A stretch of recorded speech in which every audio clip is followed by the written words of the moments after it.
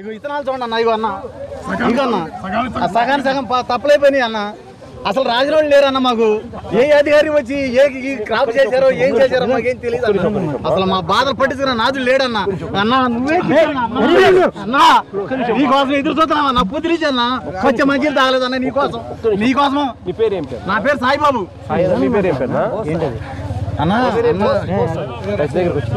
సాయన్న బోసన్న మీ పేరు? బోస్ గారండి. మన ఈ చేను సాయన్న మీ పేరు?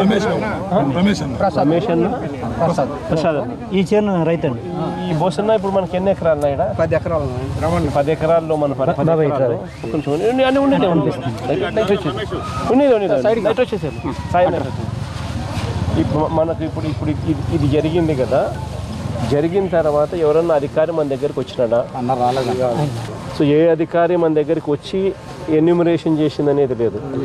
ఏ అధికారి అయినా ఇక్కడికి వస్తే ఇక్కడ సుంకు ఉందా, సుంకు ఇరిగిపోయిందా, సుంకు ఇరిగిపోయినందువల్ల పాలు పోసుకునే పరిస్థితి పంటకు ఉందా లేదా అనేది తెలుస్తుంది. ఎన్యూమరేషన్ చేసేటప్పుడు ఎవడైనా కానీ ముందుకు వచ్చి చూసి సుంకు ఉందా లేదా, సుంకు ఇరిగిపోయిందా లేదా అనేది చూసుకుని ఫర్దర్గా పాలు పోసుకునే పరిస్థితి ఉందా లేదా అనేది రాసుకోవాలి. అందుకనే మనిషి రావడం ఇంపార్టెంట్. అందుకనే వచ్చి చూసి రాసుకునే కార్యక్రమం జరగదు. ఎవడు రాలే. మనమంతకు మనమే మన పరిస్థితి ఇది అని చెప్పి మనం పోయి బయటకు పోయి చెప్పినామనంటే పట్టించుకునే పరిస్థితి ఉందా? చెప్పినా పట్టించుకునే పరిస్థితి లేదు. పైగా మనం ఇది ఎవరైనా మనం చెప్తే, మనం ఈ ఇన్పుట్ సబ్సిడీ కోసం మనం అడిగితే పంటలు కొనుగోలు చేయము అని చెప్పి కూడా చెప్పినారంట కదా. అంటే దాన్ని కూడా కొనరని చెప్పినారు. అంటే ఇన్పుట్ సబ్సిడీ మనం అడిగితే పంట నష్టపరిహారం రూపంలో ఇస్తే, రైతుకి ఇస్తే ఈ మిగిలిన ధాన్యం మన దగ్గర కొనరని చెప్పి చెప్పినారు. అది కూడా చెప్తాను. అది కూడా చెప్తాను. అంటే మనమంతకు మనం ఎంత మనకు బాధ ఉన్నా కానీ మనం చెప్పకూడదు. మనం చెప్తే కానీ వాళ్ళు కనీసం పంట కొనుగోలు చేసే కార్యక్రమం కూడా జరగదు అనమాట. అంతేనా? ఈ చంద్రబాబు నాయుడు వచ్చి ఇప్పుడు దాదాపు 2 సంవత్సరాలు, ఈ 2 సీజన్లు 2 సంవత్సరాలు అయిపోయింది. ఈ 2 సీజన్లలో మనకు ఇన్సూరెన్స్ ఆ రోజు రాలే, ఇన్పుట్ సబ్సిడీ ఆ రోజు రాలే, పెట్టుబడి సహాయం కింద నెలకు సంవత్సరానికి 20,000 ఇస్తామన్నారు. అన్నదాత సుఖీభవ అని చెప్పినారు. 2 ఏళ్ళకి కలిపి 20,000, 40,000 కావాలి. ఎంత ఇచ్చినారు? 5,000 ఇచ్చినారు. అంతే. మిగతా అంతే ఎగరగొట్టినారు.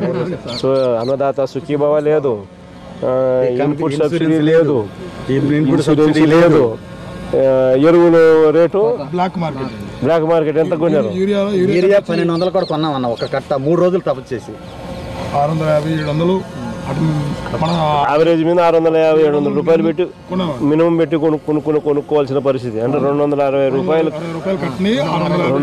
రూపాయలు కట్టని 600కు 500 రూపాయలకు 750 కూడా పరిస్థితిని బట్టి, సమయాన్ని బట్టి కొనాల్సిన పరిస్థితులే కొన్నాం.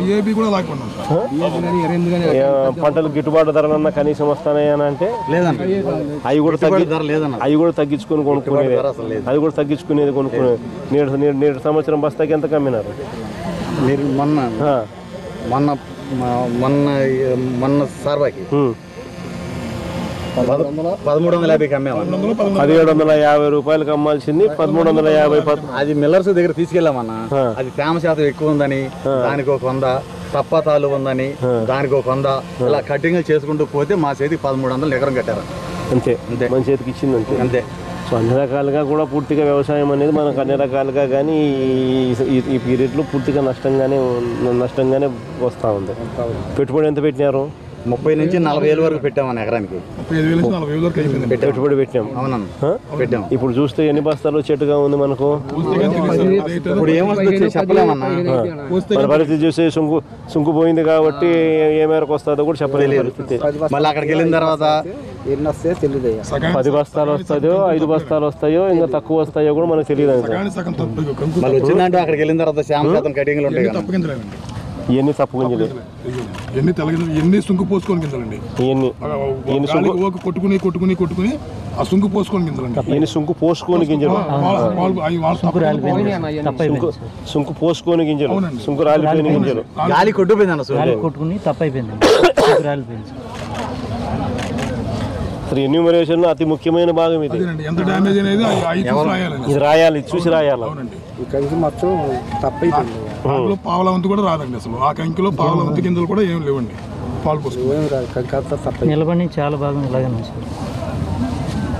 అంతే. అంతేనండి, అవి కోస్తే కానీ తెలియదు సార్ అసలు ఎంత దిగుబడి వస్తుంది ఏంటి అనేది కూడా. ఎవరు చేసింది ఏమైనా సాయం చేసింది లేదు, ఎవడు పెట్టింది లేదు. రెండో మాట కనీసం మనకు ఈ పంటలది పరిస్థితి ఇట్టుంది అని అంటే వరద వచ్చిన రోజన్నా ఆదుకున్నారా? కనీసం తుఫాన్ వచ్చిన రోజన్నా కానీ కనీసం ఏదన్నా మనకి ఏమైనా ఇచ్చినారా? వరద వచ్చిన రోజున ప్రెసిడెంట్ గారు బస్ సెంటర్లోకి తీసుకెళ్ళండి. మన అది ప్రెసిడెంట్ అంటే మన ప్రెసిడెంట్ రాజు గారు తీసుకెళ్లి మన ప్రెసిడెంట్ బళ్ళో పెట్టించి ఆయన భోజనం పెట్టించాడు. అది మనం పెట్టించింది కదా, ఆయన పెట్టించాడు. అదే మన ప్రెసిడెంట్ గవర్నమెంట్ ఇచ్చింది. మరి ఎవరు పెట్టించారు మాకైతే తెలియదు, కానీ మమ్మల్ని మాత్రం ఉండవాళ్ళందరూ తీసుకెళ్లి బళ్ళో పెట్టించి భోజనాల పాత్ర ప్రెసిడెంట్ గారు పెట్టించాడు. అది మన రాజు పెట్టించింది. అంతే, అంతవరకు తెలియదు. అంటే వాళ్ళేమి ఇచ్చింది లేదు. వాళ్ళేమో మాకు తెలియదండి. రకాలుగా ఇదే పరిస్థితి.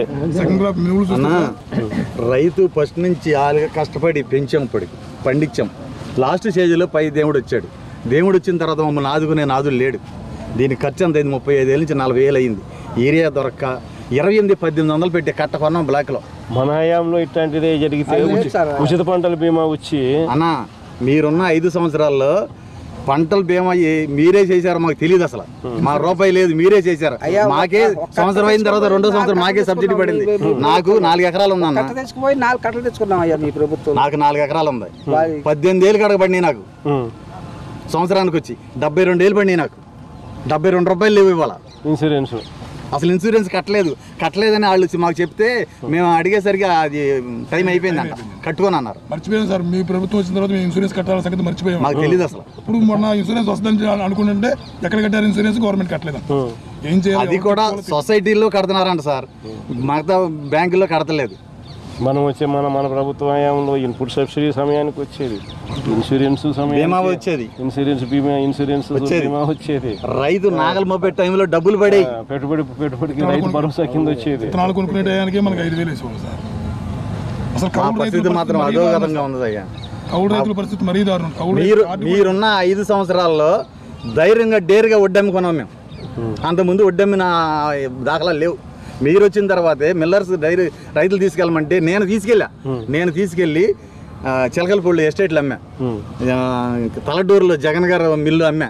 అప్పటి నుంచే నేను నేర్చుకున్న వడ్డమ్మటం అంటే ఏంటనేది మీరు వచ్చిన తర్వాతే. ఇవాళ రైతు ఇప్పుడు అన్నం తిన్నాడంటే మీ అయ్యంలోనే తిన్నాడు అన్న. మీకోసం ఎదురు చూస్తున్నాం అన్న పొద్దు నుంచి. మాట్లాడదాం రా, అందరం కలిసి సెకండ్ క్రాప్ 8,400 ఎంఎస్పీ ఉంటే అసలు 7,000 కూడా కొనట్లేదు సార్. ఎంఎస్పీ రేట్ కూడా కొనట్లేదు.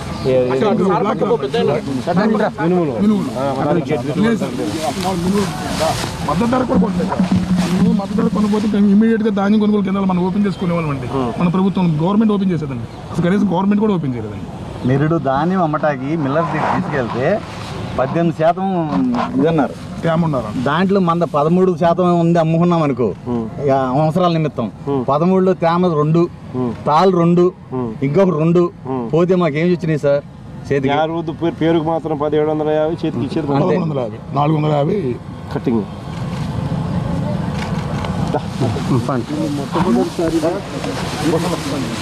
మొట్టమొదటిసారిగా పీపీసీ సెంటర్లో దాన్ని మన హయాంలోనే నేను అన్నాను సార్, నేను చెప్తున్నాను.